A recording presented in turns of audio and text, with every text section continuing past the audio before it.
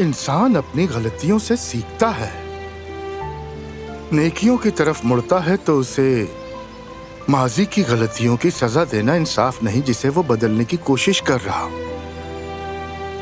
वैसे हमें माफ करने की कोशिश करनी चाहिए, क्योंकि जो भी शख्स अपने सच्चे दिल से तौबा करता है तो उसे अल्लाह पाक भी माफ करता है और माफी को पसंद करता है। और कुरान में भी यही फरमान है, तो माफी को इख्तियार करो और भलाई का हुक्म दो। यानी माफ करना सिर्फ खूबी नहीं बल्कि नेकी भी है। चलो बेटी, अब मैं इजाजत चाहता हूँ, मुझे कुछ जरूरी काम है। बहुत शुक्रिया, खुदा आपको खुश रखे।